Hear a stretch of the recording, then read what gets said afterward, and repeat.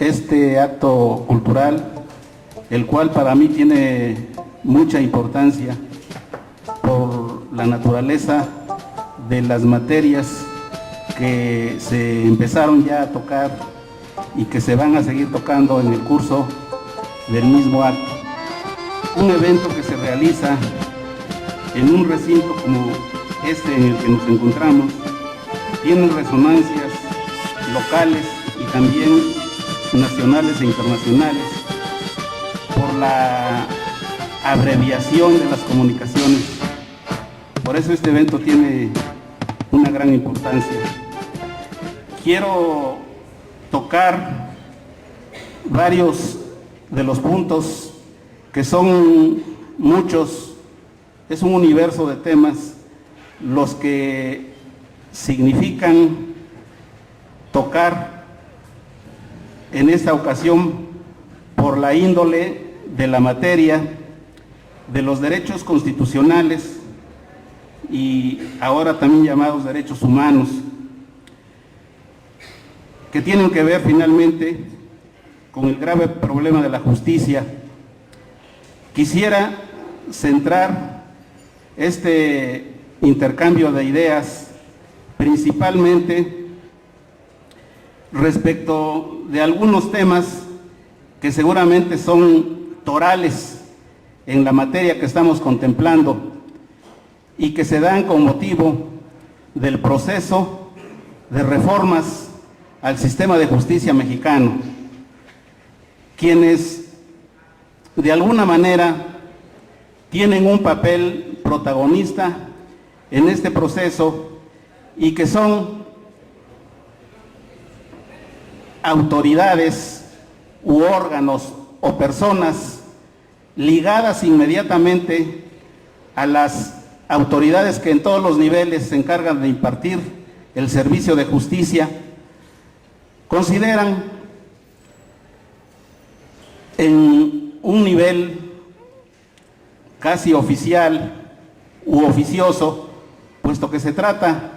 de personas que de manera manifiesta son los que están llevando a cabo una serie de eventos y de acciones para realizar estas reformas. Y ellos platican en una gran cantidad de publicaciones, dentro de las cuales se encuentra un llamado libro blanco, un poco voluminoso, que se editó en el año de 2006. Es una publicación de la Suprema Corte de Justicia, y aquí quienes suscriben este voluminoso documento manifiestan que este proceso de reformas al sistema de justicia ya tiene en estos momentos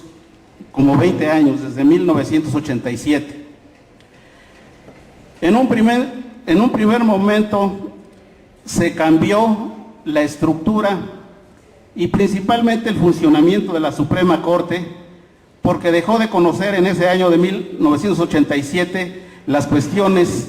de los amparos inherentes a problemas de legalidad,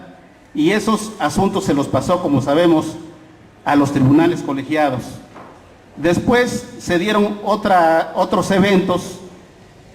en los que principalmente concluye una reforma bastante importante, controvertida, por eso estamos seguramente aquí reunidos, y que dan primero una reforma a diversos artículos de la Constitución, el artículo 1, el artículo 94, el artículo 103, el 107, es decir, todos los que conciernen al servicio de justicia del país. Como sabemos, con el objeto de cambiar la manera de operar el juicio de amparo, pues primero tuvieron que modificar la Constitución. Estos relatores nos manifiestan que se presentaron una gran cantidad de ponencias en todo el país, porque hubo una consulta nacional con el objeto de mejorar o cambiar de una manera integral el sistema de justicia. Aquí en Oaxaca hubieron varios de estos eventos que fueron presididos por varios funcionarios de la Suprema Corte, sobre todo. Ahora que ya están en vías de hecho estas modificaciones a las normatividades del juicio de amparo, vemos que se crean diversos conceptos nuevos y que tienen mucha importancia y que deben seguir debatiéndose en todo México y en todos los centros culturales y sobre todo debemos decir en las universidades, en las facultades de Derecho, porque conciernen a una materia crucial para la vida ordenada de México.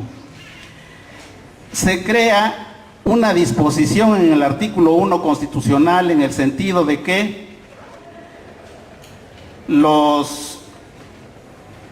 juicios de amparo tienen por objeto conocer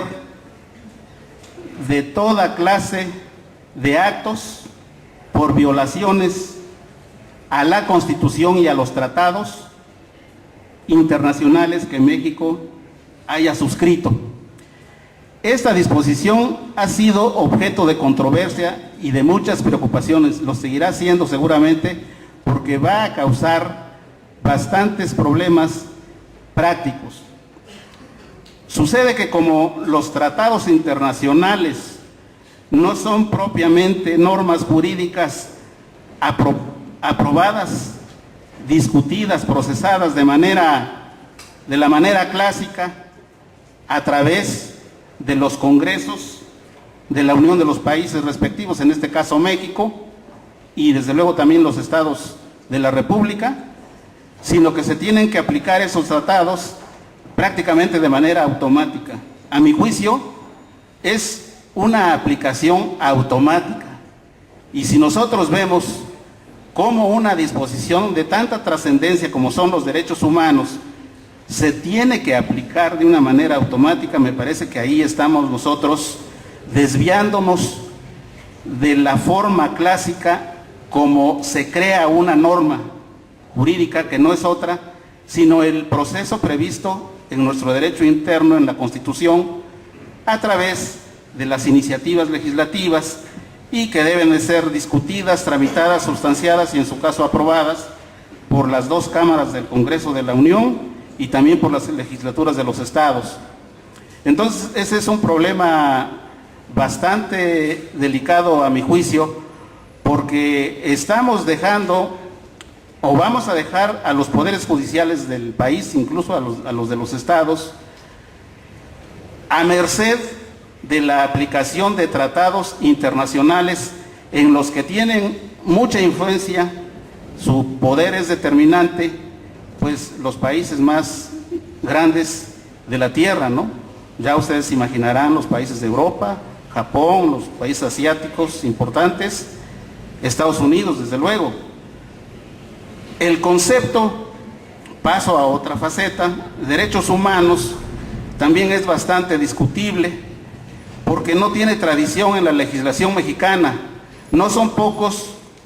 los mexicanos y los juristas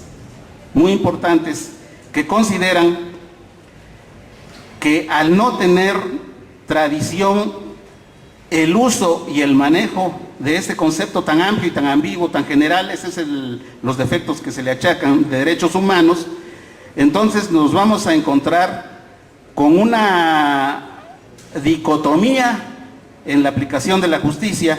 porque como sabemos a nosotros los mexicanos nos ha costado mucho tiempo perfilar el sentido y el significado de lo que son los derechos constitucionales, que es la nomenclatura clásica y ya consagrada, ¿verdad? Derechos constitucionales, derechos fundamentales, garantías constitucionales, que se entiende por ellos principalmente aquellos medios procesales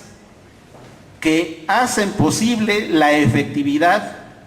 de los derechos constitucionales en tanto cuanto derechos sustantivos, diversificándolos de los derechos procesales como garantías constitucionales. Entonces, toda esta terminología nos ha costado a los mexicanos mucho tiempo consagrarlas. Y ahora nos viene una fórmula de lo mismo, pero que es sumamente ambigua. Nosotros todavía no tenemos una experiencia suficiente en México para poder delimitar lo que son los derechos humanos. Por ahí yo estaba leyendo un ensayo de carácter jurídico brillantísimo de un autor del Instituto de Investigaciones Jurídicas de la UNAM, Jorge Godard. Este autor se preocupa porque considera que los derechos humanos deben, como un término netamente de carácter técnico constitucional, que perfila o que debe perfilar los derechos básicos de los seres humanos, pues tiene que estar bien delimitado, tiene que estar bien definido en la Constitución y no dejar este trabajo, el desarrollo de esta materia, a los tratados internacionales así nada más, porque finalmente ya sabemos que en los tratados internacionales son consecuencia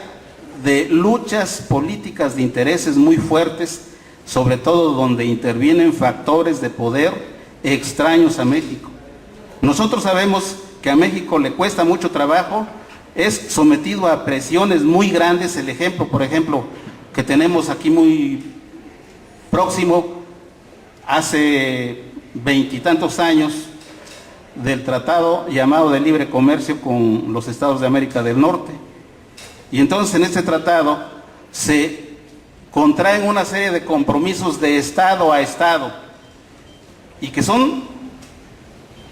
tratados internacionales. En un momento dado, estos poderes que se van a beneficiar con esta legislación, pues van a hacer valer sus derechos humanos. ¿Y los derechos humanos de quiénes? En fin, este es un grave problema que nos debe de preocupar, así como muchos otros. Si nos ponemos a analizar este tipo de temas, vamos a encontrar cuando menos unos 20, 30 o más conceptos que tienen que tener una delimitación, y estos derechos, por necesidad técnica y por tradición jurídica, tienen que estar precisados en la Constitución, porque no podemos nosotros decir cuáles son los derechos humanos por decreto. Prácticamente los señores diputados y senadores federales están cediendo la soberanía de los mexicanos, de la nación mexicana, porque dicen los derechos humanos son los establecidos en los tratados internacionales y nosotros ya no tenemos que ver con eso. Eso es muy grave, porque se está abdicando